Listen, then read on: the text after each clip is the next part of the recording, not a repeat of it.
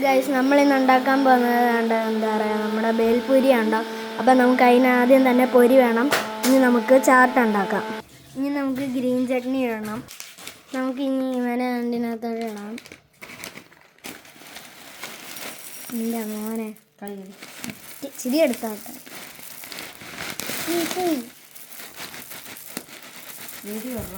നല്ല അടിപൊളി പൊരിയുണ്ടോ ഗൈസ്?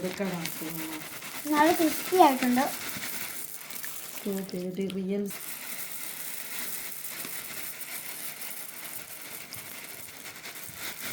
മതി.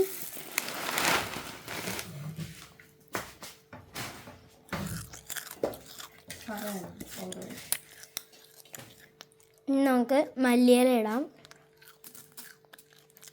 എൻ്റെ മോനെ. ഇനി നമുക്ക് തക്കാളി ഉള്ളി ഇടാം.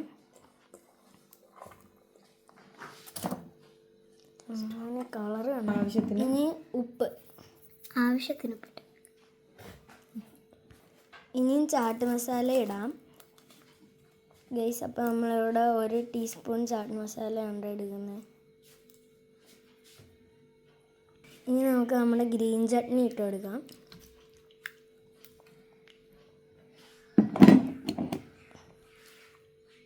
ഇനി നമുക്ക് നാരങ്ങ.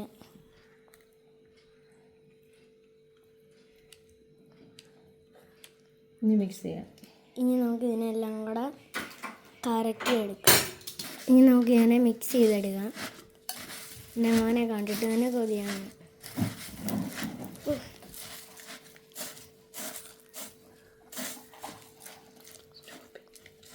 എൻ്റെ ഗൈസ് അടിപൊളി രുചി, ഒരു രക്ഷയില്ല.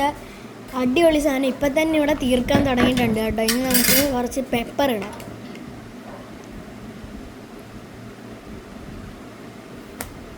ഉണ്ട് അങ്ങനെ ഒരു കടയിൽ നിന്ന് മേടിക്കുന്നതിനെക്കാട്ടി രുചി, ഒന്നും പറയാനില്ല. ഇപ്പം തന്നെ ഇവിടെ തീർക്കാൻ തുടങ്ങി. നല്ല ടേസ്റ്റ് ഉണ്ട്. സേമിച്ചയെ കൊണ്ടുപോടി നീ ഒന്ന്. നമുക്ക് എല്ലാവർക്കും കൂടി ഇനി സാധനം എടുത്തങ്ങ് തീർക്കാം. എൻ്റെ മോനെ ഒരു രക്ഷയില്ലാത്ത സാധനം. അപ്പം നമുക്ക് ഇനി അങ്ങോട്ട് എടുത്ത് തിന്നണം. ഓക്കെ, കുറച്ചെടുത്തിട്ട്